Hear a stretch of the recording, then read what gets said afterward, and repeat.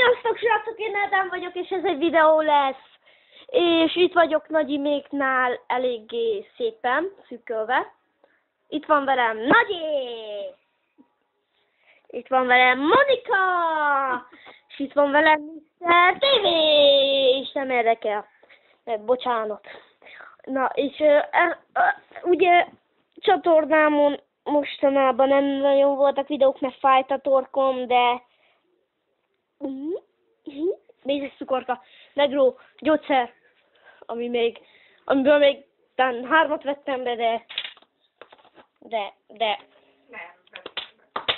de jó.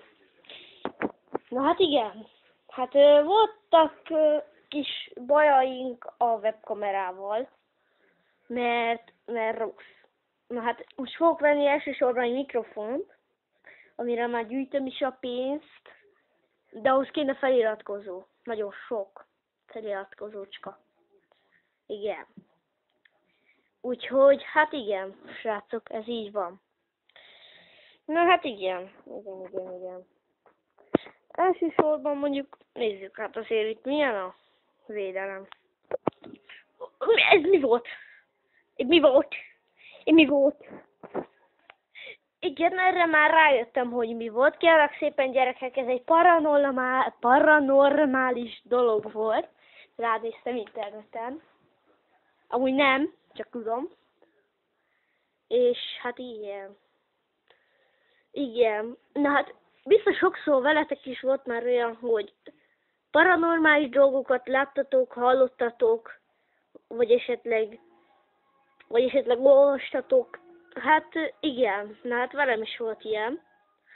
Mégpedig még otthon, amikor fájt a torkom, amikor, tudjátok, van az a morrajlás. A Szefi stúdió az szokott vele foglalkozni, hogy ilyen, hogy mondjam, ilyen paranormális dolgok után keres, vagy mi.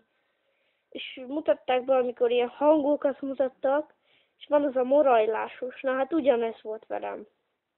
Még múltkor. Na, srácok, ezt a videót nem fogom, hogy fogom hazajuttatni, bár amikor megyek haza, akkor végig is elviszem a tavót. Annyira ott majd visszahozzuk. Úgyhogy, bocsánat, srácok, pillanat. Na hát igen, srácok, a sok cukorka, az megtudta a társát, de várjunk. Akkor miért van most is a számba?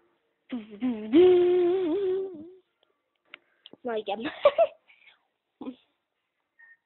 Nem volt kedvem bevágni olyan hangocskát, úgyhogy csináltam én a számmal, igen, pontosan. Na. Jó, bocsik, lefagytam. Ez csak azért volt, mert néztem a tévét. Már megint. Na hát igen, srácok. Pillanat. Viccél kell mennem. Srácok, kijelentkezek. Csőztök.